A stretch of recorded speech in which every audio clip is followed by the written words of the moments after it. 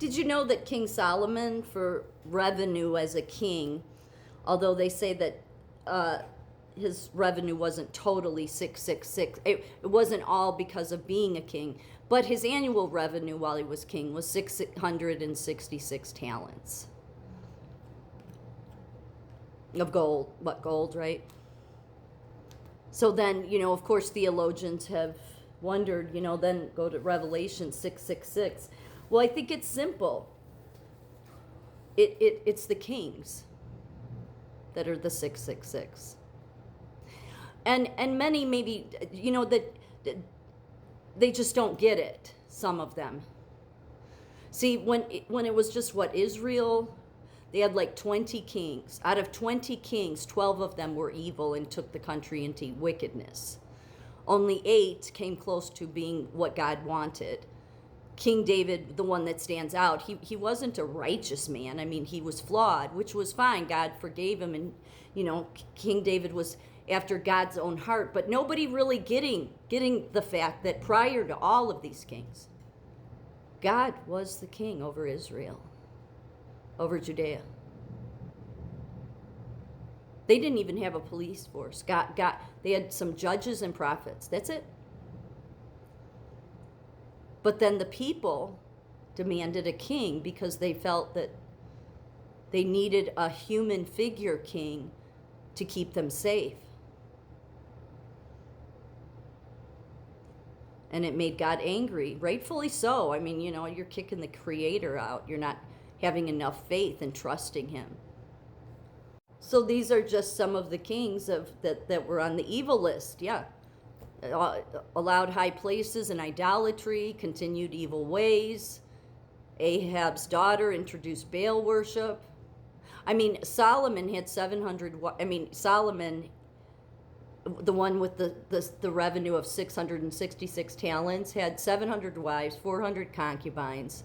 And because he married foreign women, he took on their cultures, their religions, and started getting into idolatry. So he was a fallen king. Then then David, King David, he had reigned for 40 years. I think at one point all the tribes had united under a united monarchy. And yet still there was more that went evil than God saw as good. Here's some more.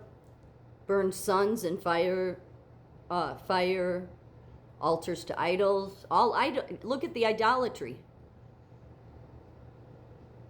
Oppressed people ignored the prophets. This is all a result of human leaders. And yet this world has never, since this time, ever said we want God to be our king. Now, the Protestants that came here in the 1700s, initially that's what they wanted. They said they made covenants when they got here with God.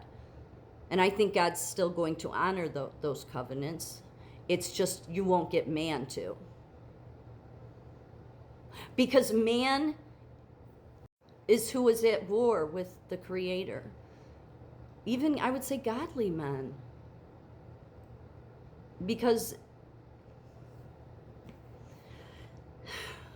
see, most people would say, well, what, we just surrender to God and then wait? Well, yeah.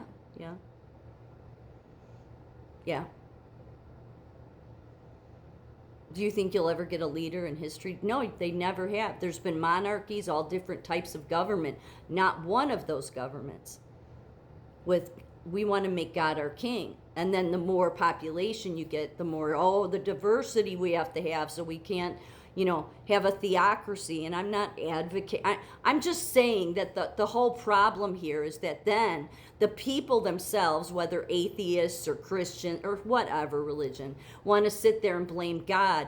Well, how could you let the world look at all this trafficking, look at all these abused children, look at people and their illnesses and diseases? Yeah, all as a result of not wanting for God to be king. And then you have the audacity to blame him for your failure to not have enough faith to let him be king.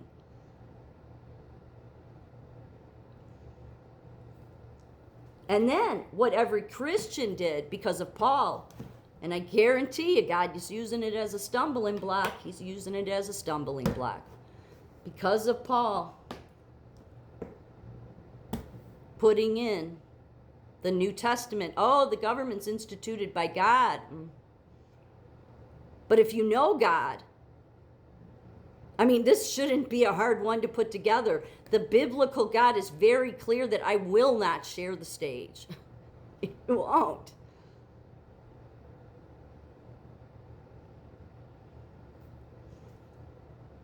Jesus comes along and says, give to Caesar's what is Caesar. Didn't mean I want you to worship Caesar part of the time and then me. No, it meant you make a choice.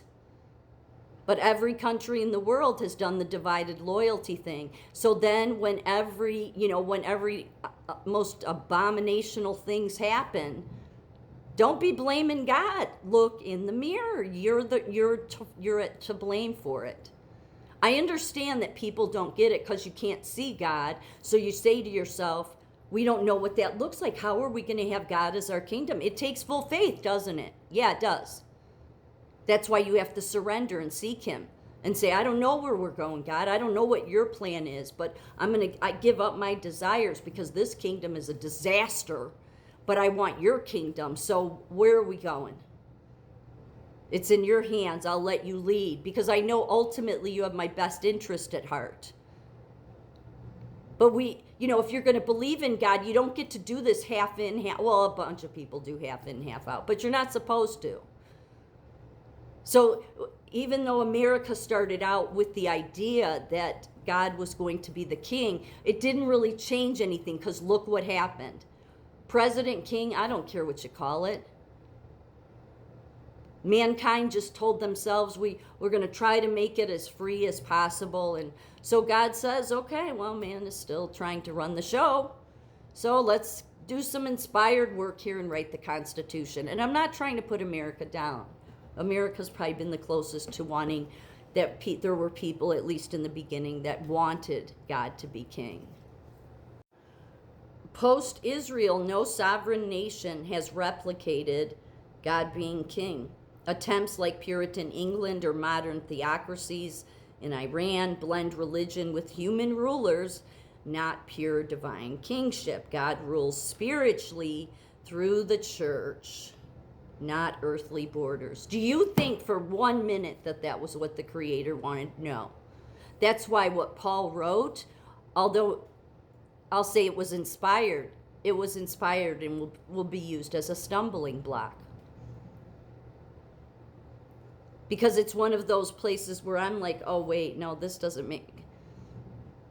Does God raise the kings up? Yeah, because mankind, that's what you keep wanting. You don't want him to be king over all of it. Again, because you don't know what that looks like. And God understands that to a certain point. But to say God's over the church kingdom is a smack in his face. It really is. It is. He's the creator. But how do you do that, right? Oh, we have all these diverse religions, but then don't complain. Don't complain because of Epstein. Don't complain because this is what you wanted. To do it God's way, you have to surrender. You do. You have to start there. It's not that he's going to take all your free will away, but you have to realize, look at the world. Look at what keeps happening. We always say it's going to get better, but over time, although certain social issues have improved, I mean, not according to Christian nationalists and stupid people like Nick Fuentes and all these young people that have all these opinions but no wisdom because they're too young to have wisdom.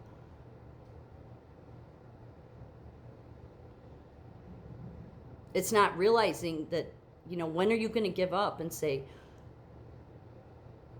no, God, we want to do your will.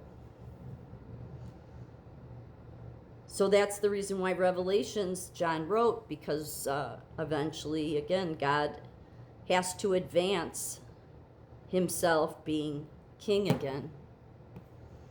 Because there's a few of us, I don't know how many, that would like literally God's kingdom for him to be king, not man.